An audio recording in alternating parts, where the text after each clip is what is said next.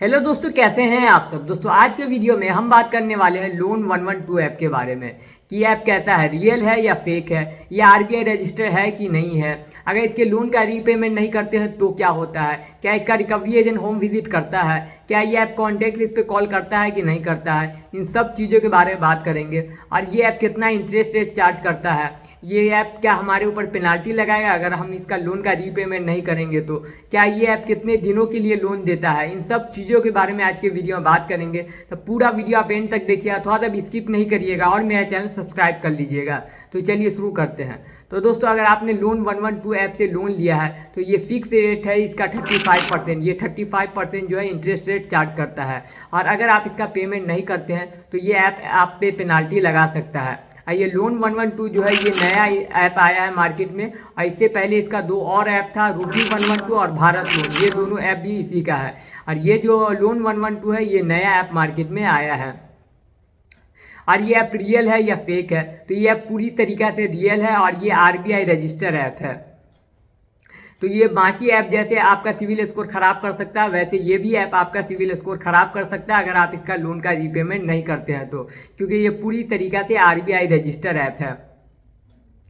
और ये ऐप किसको लोन देता है, तो दोस्तों ये ऐप ज़्यादातर सैलरीड पर्सन को लोन देता है, ये कोई भी स्टूडेंट वगैरह को लोन नहीं देता है। और ये 5,000 से लेके 1 लाख तक का लोन देता है। इसका मेन टारगेट जो है सैलरीड पर्सन है, ये ज़्यादा का लोन तो नहीं देता, बस 5,000 से लेके 1 लाख तक का आपको लोन देगा। और इसका लोन का रीपेमेंट नहीं करते तो क्या क्या दिक्कत आ सकता है, तो दोस्तों अगर आप इसके लोन का रीपेमेंट नहीं करते हैं तो ये आपको कॉल मैसेज करके परेशान कर सकता है, लेकिन आपको ये किसी भी तरीके कॉन्टैक्ट लिस्ट पे कॉल नहीं कर सकता क्योंकि ये पूरी तरीके से इलीगल चीज़ है।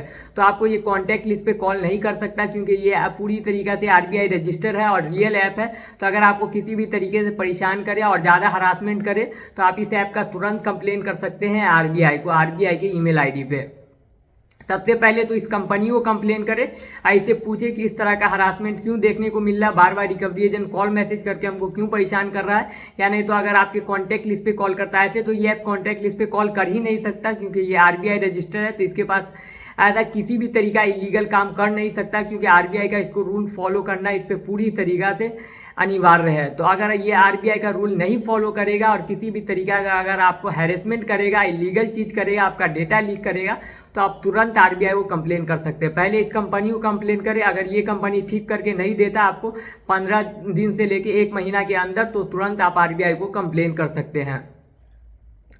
और ये ऐप का अगर लोन रीपेमेंट नहीं करते तो ये कॉल मैसेज करके थोड़ा बहुत परेशान कर सकता है पहला महीना में और दूसरा महीना में। और ये भी ऐप आपका अकाउंट एनपीए में ऐसे ही डाल देगा जैसे बाकी ऐप 90 डेज बाद आपका अकाउंट एनपीए कर देता है। और अगर आप इसका लोन का रीपेमेंट नहीं करते हो तो क्या ये ऐप सेटलमेंट करता है? हाँ दोस्तों, अगर आप इसका लोन का रीपेमेंट नहीं कर पाते, किसी भी तरीका दिक्कत आ जाता है, तो ये ऐप सेटलमेंट करता है। और अगर आपको किसी भी तरीका ज़्यादा प्रॉब्लम आ रहा है, किसी भी तरीके ज़्यादा दिक्कत है, तो इस ऐप को एक लोन एक्सटेंशन का नोटिस भेज सकते हैं जिसमें आप सब कुछ एक्सप्लेन कर सकते हैं कि आपके साथ क्या क्या प्रॉब्लम आ रहा है, क्या क्या दिक्कत आ रहा है।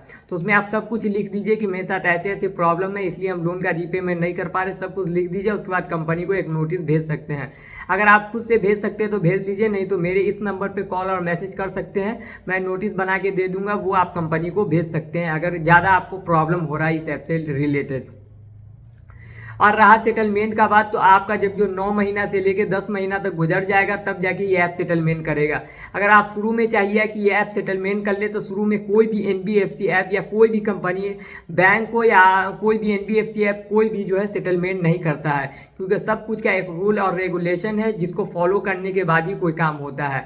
और अगर आपको किसी भी तरीका ज़्यादा भी प्रॉब्लम है तो आप शुरुआत में कभी भी ऐसा बात ना करें, पहला महीना में, दूसरा महीना में किसी भी कंपनी के साथ सेटलमेंट का, क्योंकि वो कंपनी फिर ज़्यादा आप पे गुस्सा आ जाएगा और आपको ईएमआई भरने को कहेगा कि आपके पास तो पैसा है तो आप ईएमआई भरिए, आपके साथ हम सेटलमेंट क्यों करें। तो आप गलती से भी कोई भी कंपनी के साथ पहला या दूसरा महीना में सेटलमेंट का बात नहीं कर सकते क्योंकि ये पूरी तरीके से आरबीआई के रूल के खिलाफ है। और आपको किसी भी तरीका प्रॉब्लम आ रहा है तो इस ऐप को जो है आप मैसेज कर सकते हैं, या नहीं तो आप इसको नोटिस भेज सकते हैं लोन एक्सटेंशन का। तो पूरी तरीका से ये ऐप अगर आपका प्रॉब्लम सॉल्व करके नहीं देता है 15 से लेके 20 दिन के अंदर, तो आप इसका जो है कंप्लेंट तब जाके आरबीआई को कर सकते हैं। तो ये पूरी तरीका सच्चाई है इसका। अगर आपको कुछ भी पूछना है इस ऐप से रिलेटेड तो आप मेरे कमेंट सेक्शन में पूछ सकते हैं। और ये ऐप कोई भी तरीके से आपको कॉन्टैक्ट लिस्ट पे कॉल नहीं कर सकता। तो दोस्तों आपको ये वीडियो अच्छा लगा तो मेरा चैनल सब्सक्राइब कर लीजिए और नोटिफिकेशन ऑन कर लीजिए। तो बाय दोस्तों।